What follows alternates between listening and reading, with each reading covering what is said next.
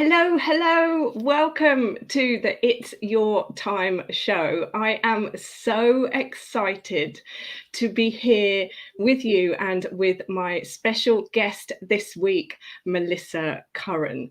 So, in case this is our first time hanging out, the It's Your Time show is all about bringing you transformational stories from entrepreneurs and professionals around the world. My name is Abigail. I am the founder of Success by Design Training, and I am on a mission to help people to change their relationship with time. So the show is all about sharing people's life-changing experiences to give you proof of what's possible after adversity, as well as inspiring and motivating you to take control of your time and to take action on your dreams. So this week, as I said, I am joined by the amazing Melissa Curran. She is the founder and CEO of the Modern Mind Group, the host of the Emotioneering Podcast, and a trusted global learning and performance consultant who has delivered over 15,000 hours of coaching and 1,000 hours of training workshops from frontline employees to board level executives. Her list goes on, but throughout this episode, you are going to get to hear more and more about Melissa. She's also a qualified counsellor, and her podcast is in the top 5% of podcasts listened to around the world, which is absolutely amazing. As you join us, let us know where you're joining us from. Say hi. If you're joining on the replay, say replay, because we'd love to know who's here. And also, if you've got any questions, put those into the chat too. So Melissa, welcome to the show. Thanks, Abigail. And what a show it is. It's been an absolute pleasure to get to know you over the last couple of weeks and to be invited as your guest. So thanks. I am so excited. So let us know where you're joining us from and drop your questions in there as well. Let's get started. So my first question for you, so that we can just sort of build up a picture of why you are where you are. I think it's always useful. It was Steve Jobs who said that we can join up the dots looking back. So for me, it's always useful to sort of get the 360 picture of people. So let's start with 4-year-old Melissa. What was 4-year-old Melissa really like?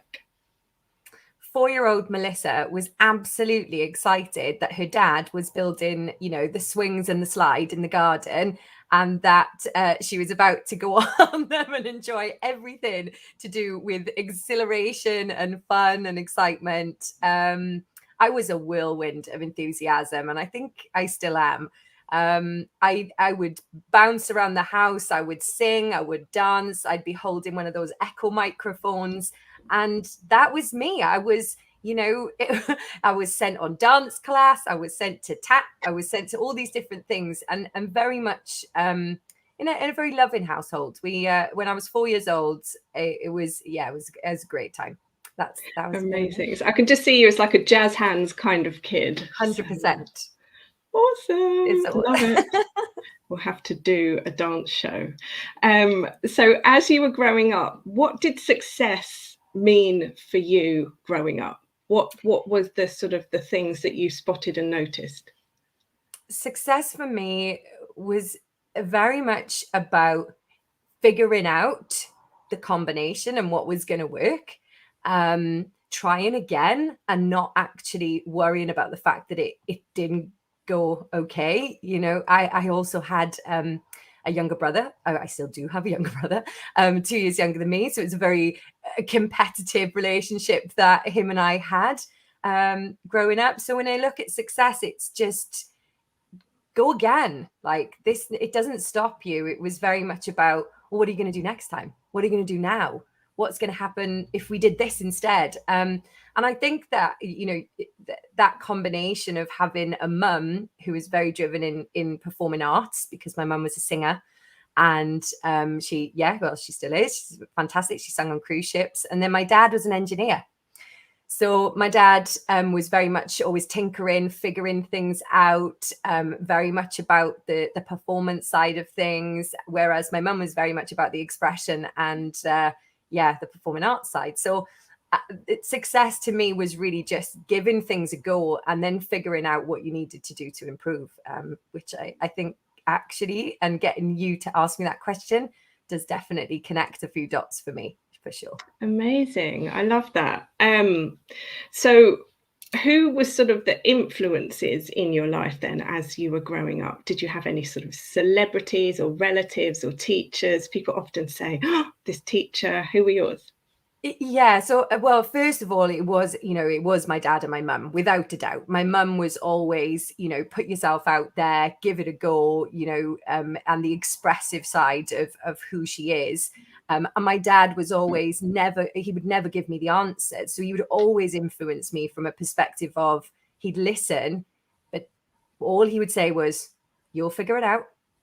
So he would never. So it was always about that kind of independence, but also my mum with the kind of the expression and the courage to just put yourself kind of out there. So they were my very, very, very strong key influences in my life. I then had, I would say, my favorite teacher was Robert Palmer, and he was the English literature teacher. And what I loved about him was that he really helped us, and especially me, to realize that it's the subtext, right? It's beyond what people say, it's beyond what people write, it's what's going on and what's the meaning behind what they're saying. And I think that was kind of my first understanding of the social science of human beings and the things that we express ourselves in. So those are definitely some key influences for me when I was growing up. Yeah. Amazing. I love it. So what did you then go on to do for a career, and perhaps sort of weave in the journey of the transition? Oh gosh, so I tried loads of different jobs. I'll be honest, I had so many different ones. I first of all, I obviously, following my mum's footsteps, I wanted to be in performing arts. I had two channels that I was going to go down. One was very sports focused, and sports related, fitness, health and well-being, and the other channel was performing arts. And I chose the performing arts route. Cut a long story short, because otherwise we'll be here for for a few days. I decided, you know what, this isn't for me at this time. Like I started to shy away from the spotlight, which is strange now when you know me as who I am now, but I started to shy away from the spotlight. I decided to go back and follow my roots into kind of personal training, fitness. And that's where I started in sales though. And I was working alongside while I was doing my education, because my education had been put into performing arts. I then took a step back and went, right, well, actually, because at that time, my mum was then a single mum after her and my dad divorced, that there wasn't an opportunity for me to just go back and do those years without earning money for the household ultimately. And, that's just the way things were. So I went into sales job. The first job I ever had was working in the Evening Post, selling telesales advertising space. And I paid for all my own education alongside the jobs that I was doing to get to what I really wanted to do. But something really struck with me, Abigail, was that once you start putting your hand in your pocket for your own education and you're really driven with purpose for the things that you want to do, oh my gosh, like the drive and the motivation I had for that education, the way I took it in and the way I applied myself for assessments, for exams, all of that stuff, even my driving test, like it was a massive change. I think when you combine those things together, you do get amazing results. So yeah, that's kind of where my journey started, I suppose. Amazing. So you're in the professional world, you're sort of climbing the corporate ladder, and then one day you just decide, that's it, I don't want to do this anymore, I want to start my own business. Talk us through that journey? Because obviously it's never that simplistic. There's always markers. What were the triggers that caused you to do what you do today? Well, first of all, I should probably say that I had a business before the business that I do now. So I was a personal trainer. I actually became a personal trainer. I built up my own personal training company. I taught myself to use Google advertising. I absolutely smashed it. I ended up getting completely full with clients. I was, I left the gym that I was working in. I moved to London. I was, there for quite a long time. And I had a big client base, but I was very lonely. And the emotional side of that, and wondering, as much as I had a lot of clients, where the next stage was, it was just enough to kind of keep, the London rent at bay and to keep yourself surviving, but it really wasn't thriving. And I didn't understand business the way that I understand it now. So that I want to say that first, because as much as I what I do now is entrepreneurial, I think the entrepreneurial journey started much kind of sooner than that. And it was more that I just did something that kind of came a little bit more natural to me at that time. Fast forward, I ended up in performance, service-based sales. Someone saw that they could train me in performance management. I was very interested in the learning side and the development side. So I had a mentor called Matthew Cook, who really helped me to understand more of who I was and how I worked in the world.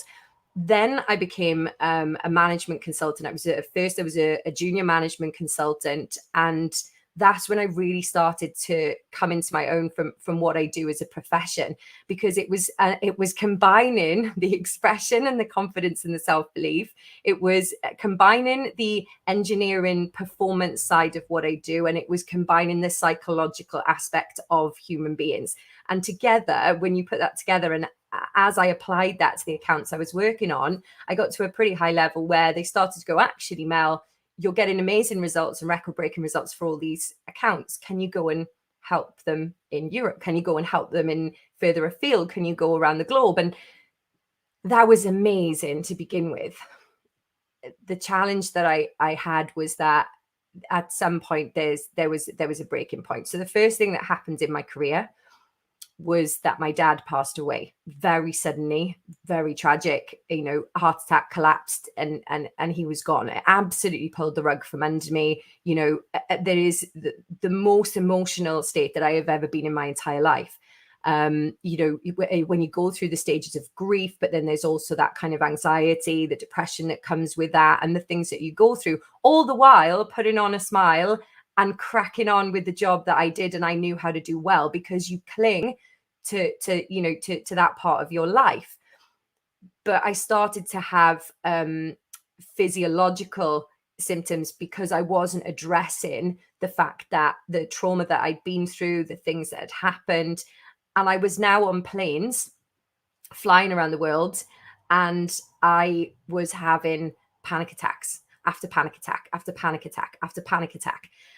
And I thought every day, this is the end.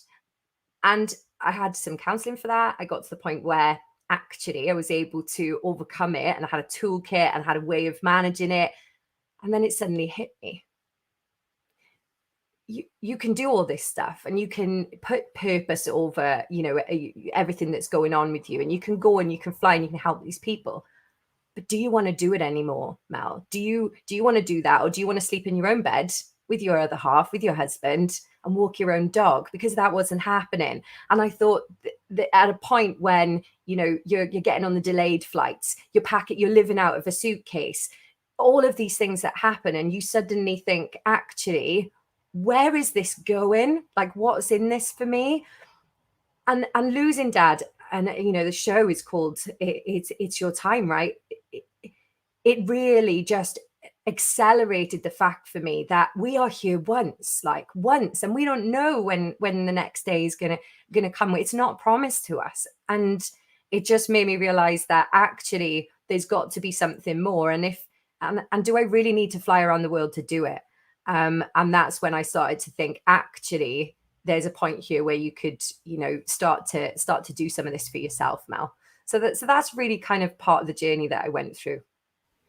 Thank you so much for sharing that. I truly appreciate the vulnerability that it took to share some parts of that story, and I'm sure that people who are listening can resonate with so much of it, and the fact that yes, we are here once, and we kind of go through this life like, oh, I'll do it tomorrow. Oh, I'll do it next year. Oh, I'm not ready for it, and it's like, but when?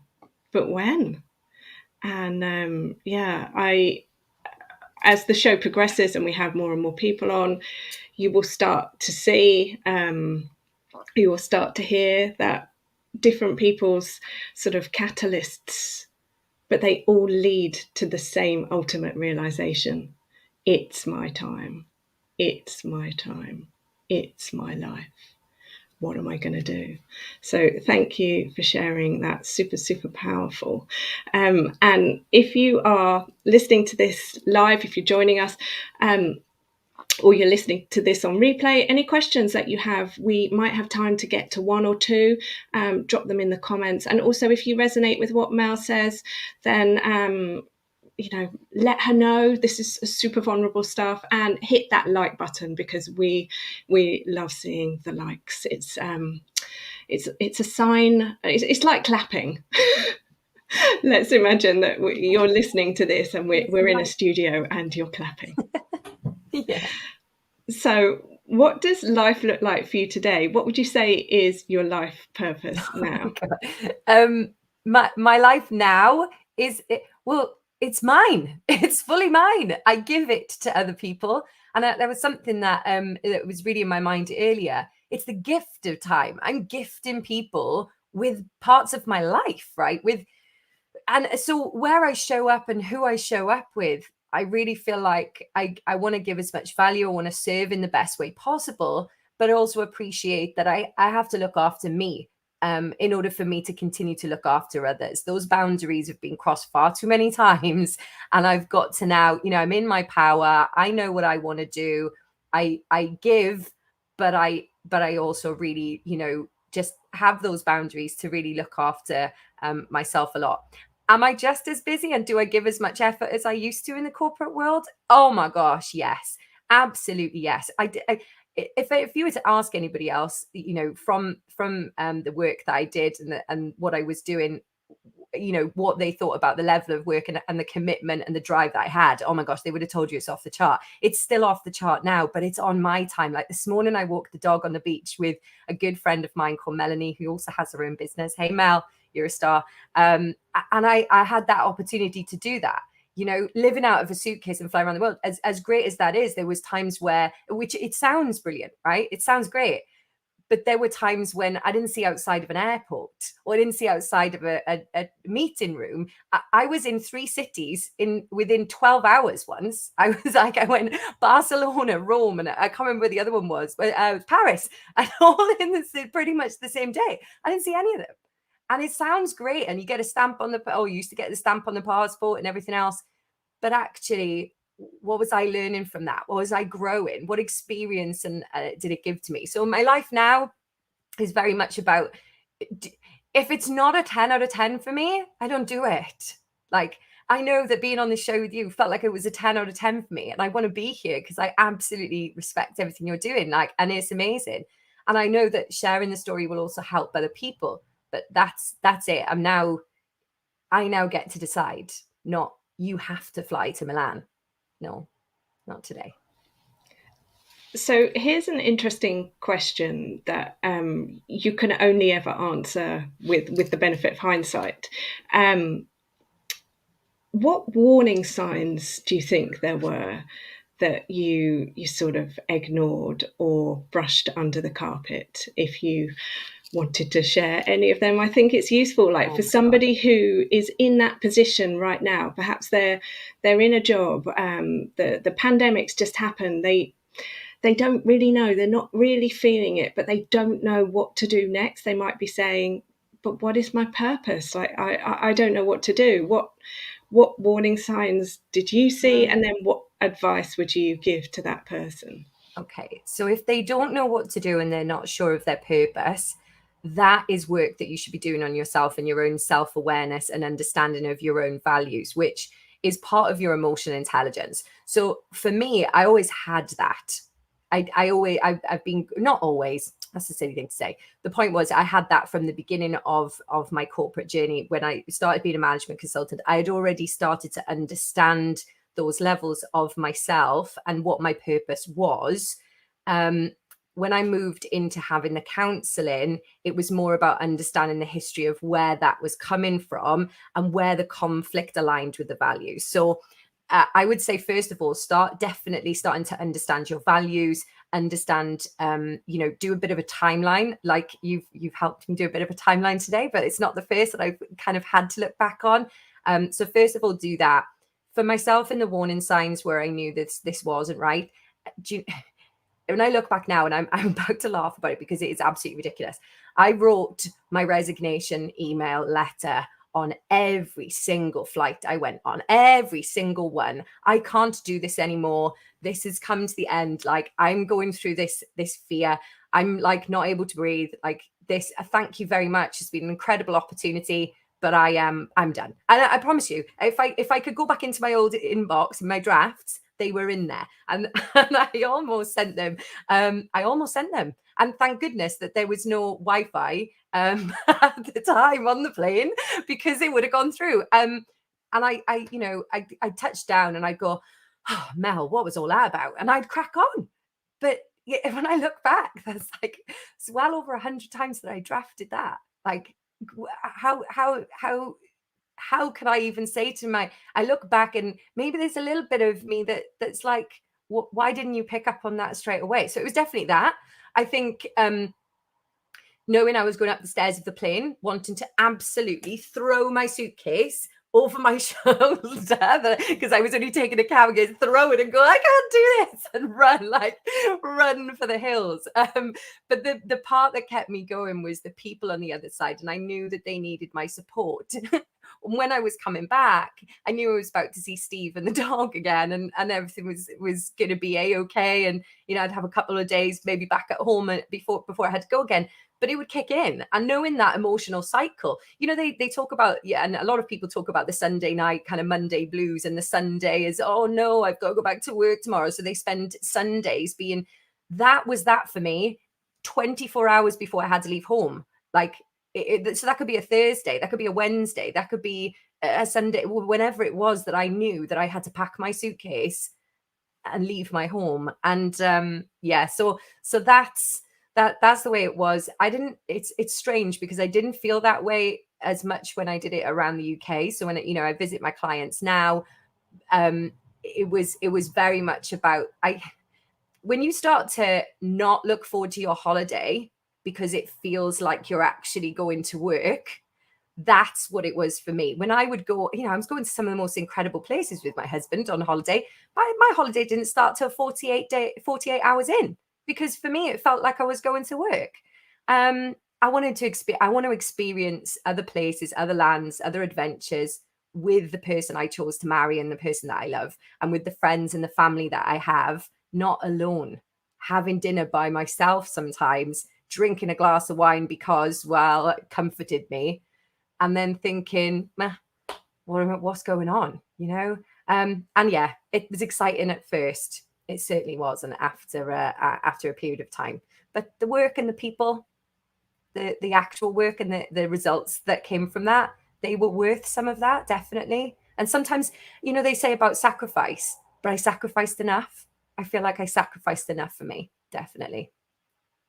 Thank you so much for sharing that, because I totally know that has helped people who will be tuning into the show. You're not alone with the people and the feeling alone. I mean, I think all of us have eaten room service in a bedroom and just not even being able to put any clothes on to leave, and tried to work out what tea bags you wanted and where everything was, and packing and unpacking and what order the clothes need to go in, etc., etc. And then it's like living becomes work, and living is life, and that's it. Yeah, and let me just say something to that, because it sounds like I'm in this privileged situation where I've got great money and I'm flying around the world, and I am grateful for a lot of the experiences that I had, and I understand that there are people out there that are properly suffering. Like, but this is my life, and there's only one of me, and there's only one of Steve, and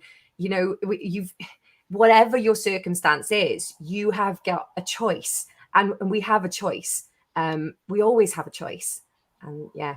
So. Yeah, no, well, thank you. And thank you for clarifying that. I mean, you don't need to, because this is your own interpretation on it. I think this is the interesting thing, is that we are bringing on a huge variety of different people. You will hear them all say a very similar thing, but from their own angle. But ultimately, you never know what goes on in somebody else's life when you base it on what you see.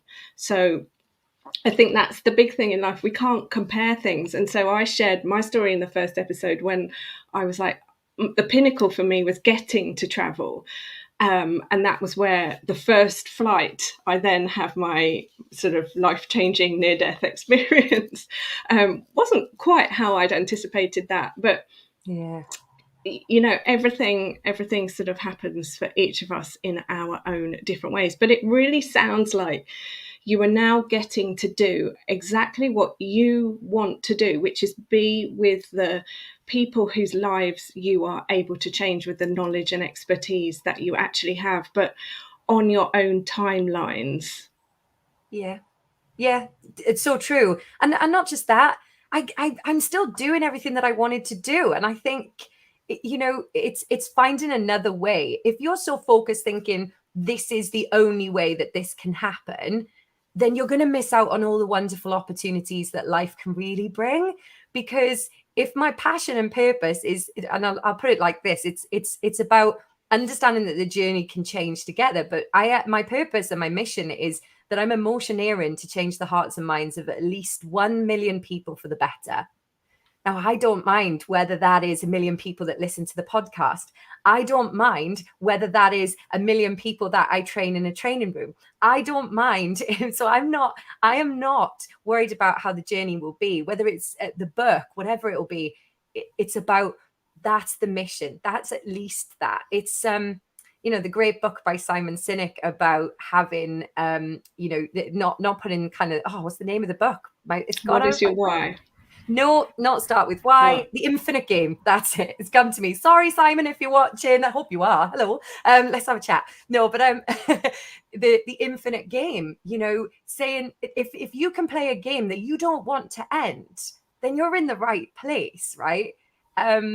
Yeah. So yeah, that's Amazing. I love it. About that. Well, I said you are speaking to people. So Haig said he remembers the Sunday night blues when you're traveling a lot. So I think, and this is one of the things that I talk about in my book, Time Management for Entrepreneurs and Professionals, is understanding like that we have 24 hours. And so if we break it down into our eights, the 888, that travel for work comes out of your life because your employer is not paying you to travel. That 8 hours for the day is your job. So it's really about understanding, but ultimately deciding these are the compromises that you're going to make or not make, and these are the investments you're going to make or not make. But recognizing that the life you have is the direct result of how you are spending your time, and the fact that you've got the choice. And Andy's saying that he totally understands it as well. And he is really talking about this taking control and taking responsibility. And I think that I don't want to say it comes with age. I think it comes with experience, which obviously is age because that is how we measure time. So that's not to say that a younger person couldn't have this same knowledge as an older person. You get the knowledge by literally having the experience. And so you did an awful lot of business travel, and that's how you felt.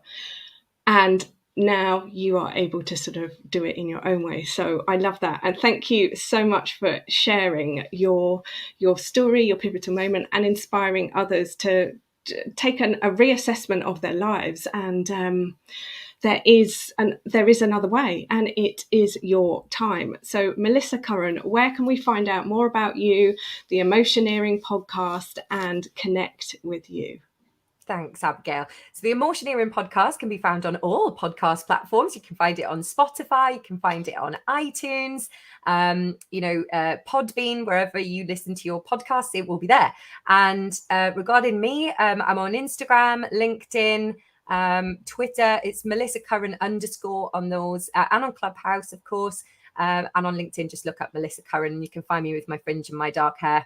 I look very same in my profile picture. And of course, go to the website, modernmindgroup.co.uk, and you can see a lovely video of me talking all about purpose there as well. Amazing. And if you have any questions, leave them in the comments.